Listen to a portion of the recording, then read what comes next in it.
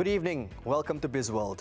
The Transport Ministry has announced that the civil aviation of Malaysia will be regulated by only one entity after the rationalisation of its current regulators, the Malaysian Aviation Commission (MAVCOM) and the Civil Aviation Authority of Malaysia (CAAM).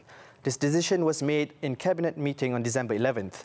MAVCOM will be dissolved and its functions will be transferred to CAAM.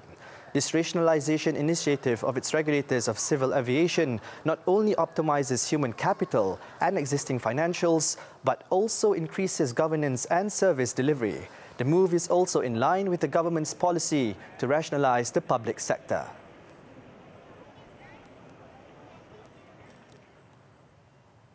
Malaysia will continue with legal action against Goldman Sachs Group Inc. over the One Malaysia Development Berhad 1MDB case, although the company is reported to have paid the United States Department of Justice to settle the case.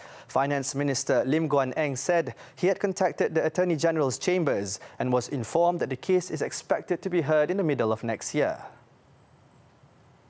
Saya nak tekankan sekali lagi bahawa pihak kerajaan Malaysia tidak tahu tentang laporan ini kerana kita tidak ada apa-apa maklumat mereka nak buat penyelesaian dengan bayaran 1.5 hingga 2 bilion US dollar kepada Amerika Syarikat, yang bagi pihak Malaysia kita akan teruskan tindakan jenayah yang kita ambil ke atas Goldman Sachs, dan saya telah berhubung dengan pihak pegawai negara dan beliau menyatakan bahawa kes ini dijangka dibicarakan pada pertengahan tahun depan. According to media reports, Goldman Sachs paid between 1.5 and 2 billion US dollars to the US Department of Justice to settle the case. Goldman Sachs is facing criminal charges over the issuance of 6.5 billion US dollars worth of bonds related to 1MDB. The US Department of Justice estimates 4.5 billion was misappropriated from 1MDB between 2009 and 2014, including some of the funds that Goldman Sachs helped raise.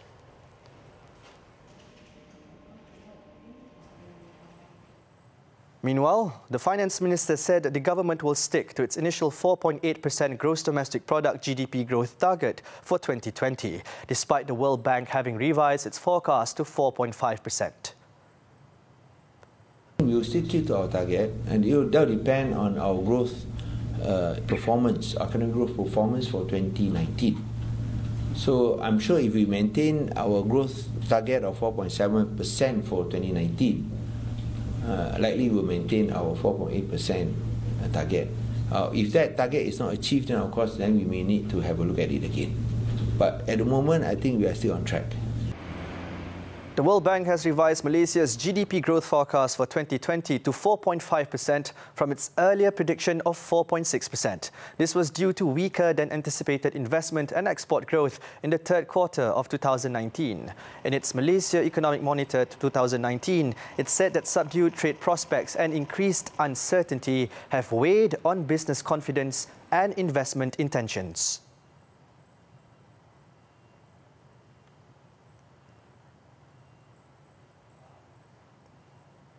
The government has requested for a retabling of the details on the takeover proposals of highway concessionaire Plus Malaysia from the parties interested.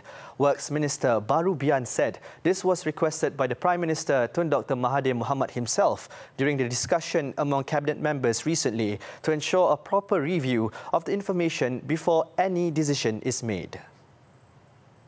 Itulah yang saya katakan tadi. Semua yang 5 offer itu yang diberi kepada KKR tempoh hari akan lagi dijemputkan untuk kemukakan sekali lagi detail-detail mereka itu, dan PM sendiri yang minta dan akan dibiarkan di antara khazanah dan mereka itu untuk dibincangkan. He was met after officiating the inaugural Malaysia Bumiputra Contractors Association's dinner and annual general meeting last night. It was reported that recently, 4 official proposals to take over Plus were received from Widat Group, Maju Holdings, RRJ Capital, as well as from business tycoon Tan Sri Halim Saad. The Finance Ministry was also reported to have shown interest to take over Khazanah shares in Plus to save the assets.